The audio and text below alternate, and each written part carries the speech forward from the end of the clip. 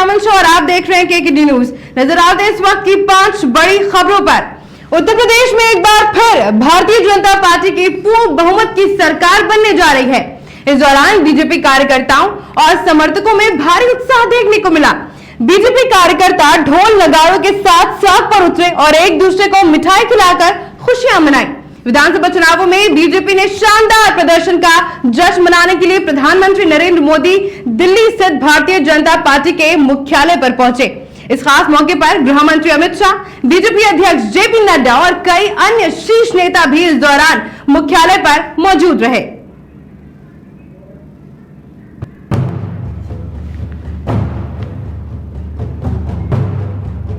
कार्यक्रम में बीजेपी राष्ट्रीय अध्यक्ष जेपी नड्डा ने संबोधित करते हुए कहा कि पीएम नरेंद्र मोदी के नेतृत्व में ही ये भारी सफलता हासिल हुई है। नड्डा ने कहा कि यूपी में योगी सरकार ने पहले वहां भय को दूर किया और यूपी की जनता ने भी भरपूर आशीर्वाद दिया है। जो भय का वातावरण बनाते थे वो खुद भयभीत है। उत्तर प्रदेश में 4 बार नरेंद्र मोदी को प्रदेश की जनता ने लगातार अपना आशीर्वाद दिया है। 2014 लोकसभा में प्रचंड जीत हासिल हुई थी। 2017 में प्रदेश की जनता ने आशीर्वाद दिया था। 2019 में जनता ने फिर से लोकसभा में आशीर्वाद दिया था। एक्ट ईस्ट की पॉलिसी को पीएम नरेंद्र मोदी ने लागू किया। यही नॉर्थ ईस्ट आज शांति और विकास के लिए जाना जाता है। यही कारण है कि मणिपुर में बीजेपी सरकार बनाने जा रही है। आज भारत की इकोनॉमी तेजी से आगे बढ़ रही है तो उसका श्रेय भी पीएम नरेंद्र मोदी को ही जाता है। बता दें कि उत्तर प्रदेश विधानसभा चुनाव में प्रचंड बहुमत के साथ बीजेपी एक बार फिर दमदार वापसी करने जा रही है। इस प्रभावी जीत के साथ ही योगी आदित्यनाथ के राज्यद में एक बार फिर मुख्यमंत्री बनने का मार्ग प्रशस्त हो गया है। यही बीते 37 वर्षों में पहली बार है जब किसी मुख्यमंत्री की 5 वर्षों बाद भी सत्ता में वापसी होने जा रही है। आज जो नतीजे आए हैं जिसमें हमें एक तरफा भारत की जनता का 4 राज्यों का जो आशीर्वाद मिला है, इस आशीर्वाद में जो योगदान भारत की जनता ने किया है वो इस बात को बताता है कि आदरणीय यशस्वी प्रधानमंत्री मोदी जी के द्वारा चलाए गए कार्यक्रम, उनके द्वारा प्रतिपादित किए गए नीतियां, इस इन नीतियों को फिर से देश की जनता ने चुनाव में जीत हासिल करा करके मुहर लगाई है। विधानसभा चुनावों में बीजेपी को शानदार जीत मिली। 5 से 4 राज्यों पर भाजपा का दबदबा साफ देखने को मिला। इसी को जश्न मनाने और भाजपा कार्यकर्ताओं के साथ ये खुशी बांटने के लिए प्रधानमंत्री नरेंद्र मोदी भाजपा के शीर्ष नेताओं के साथ दिल्ली स्थित भारतीय जनता पार्टी के मुख्यालय पर पहुंचे, जहां इस खास मौके पर प्रधानमंत्री नरेंद्र मोदी के साथ बीजेपी अध्यक्ष जेपी नड्डा, गृह मंत्री अमित शाह और कई शीर्ष नेता भी पार्टी मुख्यालय पर मौजूद रहे।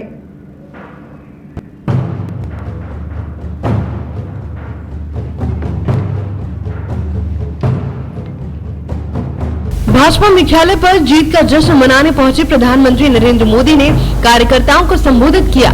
इस दौरान उन्होंने न सिर्फ सभी कार्यकर्ताओं को अपनी जीत के लिए बधाई दी, साथ ही विपक्ष पर भी निशाना साध दिया। संबोधन में पीएम नरेंद्र मोदी ने भारत माता की जय से संबोधन की शुरुआत की और कहा, आज उत्साह का दिन है। ये उत्साह भारत के लोकतंत्र के लिए, साथ ही मतदाताओं का आभार जताने हुए उन्होंने कहा कि मतदाताओं का आभार व्यक्त करता हूँ। विशेष रूप से माताओं, बहनों और युवाओं में जैसे समर्थन दिया है वो बड़ी बात है। फर्स्ट टाइम वोटर ने बढ़-चढ़ कर हिस्सा लिया और बीजेपी की जीत पक्की की। साथ ही कार्यकर्ताओं ने कहा कि होली 10 मार्च को ही शुरू हो जाएगी और ऐसा ही हुआ। प्रधानमंत्री नरेंद्र मोदी ने कहा कि एक दिन देशवासी परिवारवाद की राजनीति का पूरी तरह से खात्मा कर देगा। पीएम नरेंद्र मोदी ने आगे कहा कि कोरोना की परिस्थितियों के बाद युद्ध ने सप्लाई चेन को नष्ट कर दिया। इन चुनौतियों से निपटने को भारत ने जो कदम उठाए, गरीब कल्याण में जो फैसले किए, उन्होंने भारत को आगे बढ़ने में ही मदद की। यहाँ डबल इंजन की सरकार रही वहां जनता के हितों की डबल सुरक्षा हुई। भाई और बहनों, आज मैं देश की महिलाओं, हमारी बहन बेटियों को विशेष रूप से नमन करता हूं। चुनाव के नतीजों में मेरी इन माताओं बहनों का, बेटियों का बहुत बड़ा योगदान है। उत्तर प्रदेश में योगी सरकार की वापसी का रास्ता अब साफ हो गया है। प्रदेश में भगवा पार्टी ने शानदार जीत दर्ज की है। इसके बाद सीएम योगी आदित्यनाथ ने लखनऊ स्थित पार्टी मुख्यालय में अपने समर्थकों को संबोधित किया। इस दौरान योगी ने प्रधानमंत्री नरेंद्र मोदी और जनता का आभार जताया। उन्होंने शांतिपूर्ण तरीके से चुनाव संपन्न कराने के लिए निर्वाचन आयोग का भी धन्यवाद दिया। योगी ने प्रचंड बहुमत देने के लिए अपने समर्थकों का शुक्रिया अदा किया।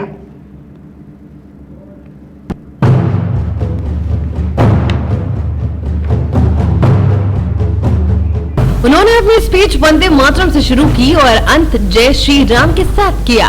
दशकों के बाद यूपी में किसी सरकार ने वापसी की है। योगी आदित्यनाथ ने कहा कि प्रधानमंत्री नरेंद्र मोदी के नेतृत्व में 4 राज्यों में भाजपा की प्रचंड बहुमत की सरकार बनने जा रही है। इन 4 राज्यों में प्रधानमंत्री के विकास और सुशासन को जनता ने फिर से आशीर्वाद दिया है। प्रधानमंत्री समेत अन्य नेताओं का उन्होंने अभिवादन दिया। आदित्यनाथ ने कहा कि प्रचंड बहुमत भाजपा के राष्ट्रवाद, विकास और सुशासन के मॉडल पर उत्तर प्रदेश की 25 करोड़ जनता का आशीर्वाद है। इस आशीर्वाद को स्वीकार करते हुए हम लोगों की आकांक्षाओं के अनुरूप सबका साथ, सबका विकास, सबका विश्वास और सबका प्रयास को आगे बढ़ाना होगा। यूपी में बीजेपी ने शानदार प्रदर्शन किया है। रुझानों में 403 विधानसभा सीटों में बीजेपी करीब 266 सीटों पर आगे थी। 3 दशकों में पहली बार यूपी में किसी सरकार ने दोबारा वापसी की है। इस तरह उत्तर प्रदेश विधानसभा चुनाव में भारतीय जनता पार्टी एक बार फिर सत्ता के साथ सरकार बनाने जा रही है।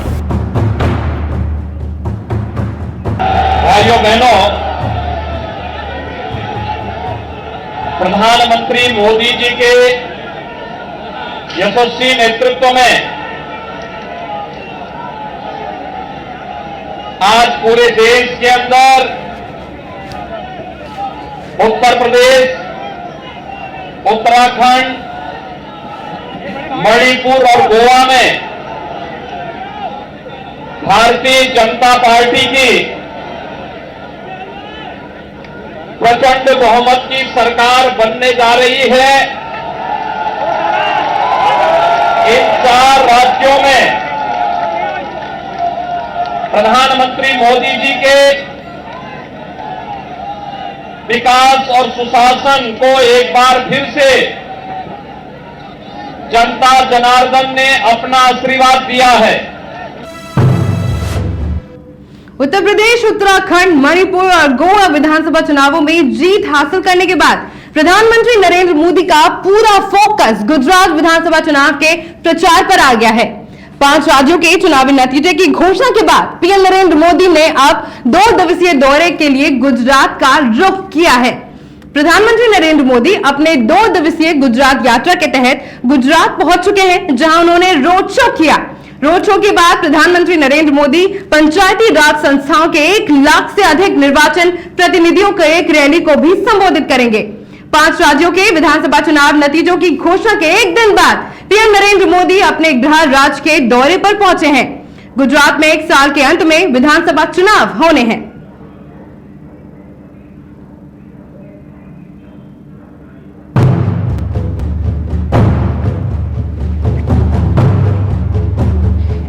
अपनी 2 दिवसीय गुजरात यात्रा के दौरान प्रधानमंत्री नरेंद्र मोदी अहमदाबाद में एक खेल महाकुंभ का उद्घाटन करेंगे और गांधीनगर जिले में स्थित राष्ट्रीय रक्षा विश्वविद्यालय से पहले दीक्षांत समारोह को मुख्य अतिथि के तौर पर संबोधित करेंगे। यहां उन्होंने अहमदाबाद में एक मेगा रोड शो भी किया। बता दें कि आज शाम को नरेंद्र मोदी अहमदाबाद के जेएमडीसी मैदान में महापंचायत सम्मेलन मारू गांव मारू गुजरात को संबोधित करेंगे। जिला पंचायत के सदस्यों और नगर निगम परिषदियों सहित 1.38 लाख से अधिक निर्वाचन प्रतिनिधि इसमें भाग लेंगे। एक अधिकारी ने बताया कि शनिवार सुबह मोदी राष्ट्रीय रक्षा विश्वविद्यालय के दीक्षांत समारोह में मुख्य अतिथि के तौर पर शामिल होंगे। वो दीक्षांत भाषण देंगे और केंद्रीय गृह मंत्री अमित शाह के साथ मंच साझा करेंगे। खेल महाकुंभ कार्यक्रम के लिए 47 लाख से अधिक लोगों ने पंजीकरण कराया है। इसके तहत पूरे राज्य में 500 से अधिक स्थानों पर विभिन्न खेलों का आयोजन किया जाएगा। गुजरात सरकार ने परिपत्र के मुताबिक खेल महाकुंभ को केंद्र के आजादी का अमृत महोत्सव कार्यक्रम के तहत एक ऐतिहासिक कार्यक्रम घोषित किया है।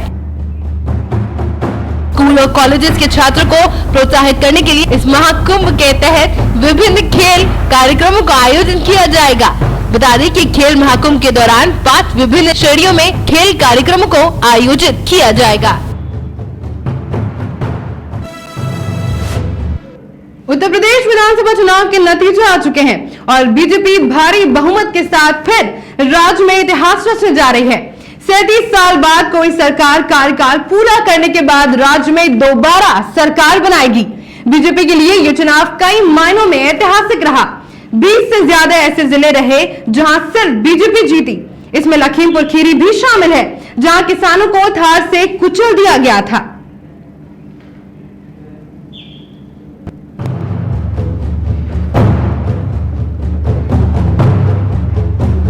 लखीमपुर खीरी के अलावा गोरखपुर की सभी 9 सीटें बीजेपी के हिस्से में आई, जबकि पिछली बार चिल्लूपार सीट बसपा के हिस्से में थी।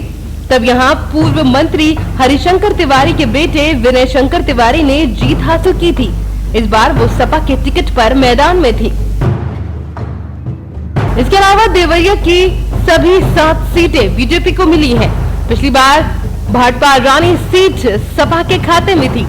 कुशीनगर की सभी 7 सीटें बीजेपी को मिल रही हैं, जबकि पिछली बार तुमको ही रात सीट कांग्रेस के हिस्से में थी।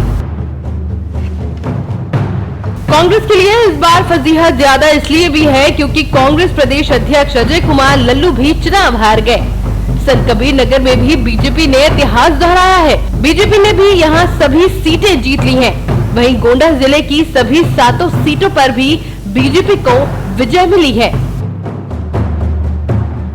हरदोई में भी बीजेपी की जीत का डंका बजा है। यहाँ भी सभी 8 सीटों पर बीजेपी प्रत्याशियों ने जीत की पताका फहराई है।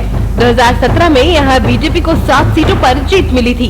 लखीमपुर में बीजेपी ने सभी 8 सीटें जीती हैं, जबकि पीलीभीत जिले की 4 सीटों पर बीजेपी ने जीत दर्ज की है। पिछले चुनाव में भी बीजेपी को सभी 4 सीटें मिली थी। गौतम बुद्ध नगर में भी बीजेपी की जीत का सिलसिला जारी रहा। यहाँ की 3 सीटें बीजेपी जीत गई है। वाराणसी में भी बीजेपी ने सभी 9 सीटें जीतकर क्लीन स्वीप का इतिहास दोहराया है। मिर्जापुर और सोनभद्र में इतिहास दोहराते हुए बीजेपी ने सभी 9 सीटों पर जीत हासिल कर ली। शाहजहांपुर की बात करें तो शाहजहांपुर में भी बीजेपी ने बाकी पार्टियों का पूरा साफ करवा दिया। यहाँ की सारी 6 सीटें बीजेपी के हिस्से में आ गई। इससे पहले बीजेपी ने वहाँ 5 सीटें जीती थी। आगरा, एटा, हापुड़, अलीगढ़, रॉबर्ट्सगंज, झांसी, ललितपुर और मथुरा की सारी सीटों पर बीजेपी ने क्लीन स्वीप किया। उन्नाव में भी विपक्ष जीत के लिए तरसता नजर आया। वहाँ बीजेपी ने तमाम सीटों पर विपक्ष का सपूरा साफ कर दिया। फर्रुखाबाद, कन्नौज, महोबा, हमीरपुर और कानपुर देहात में भी बीजेपी ने इतिहास दोहराया। यहाँ भी भाजपा ने क्लीन स्वीप किया है। भले ही 23 जिलों में बीजेपी की आंधी दिखी, लेकिन कई जिले ऐसे रहे जहां उसके लिए मुश्किलें पैदा हो गई। अंबेडकर नगर की सभी 5 सीटें समाजवादी पार्टी ने जीती। वहीं आजमगढ़ में भी भगवा पार्टी के लिए मुश्किलें नजर आई। यहाँ भी सभी सीटें सपा के खाते में गई। यहाँ कुल 10 विधानसभा सीटें हैं। वहीं कौशाम्बी में साइकिल पूरे दमखम से दौड़ी। जिले में सपा ने क्लीन स्वीप किया। तीनों सीटों पर बीजेपी को करारी हार का सामना करना पड़ा। सिराथू सीट से डिप्टी सीएम केशव प्रसाद मौर्य चुनाव हार गए। गाजीपुर और आजमगढ़ में सपा ने गठबंधन में सभी सीटों पर जीत का पताका फहराया।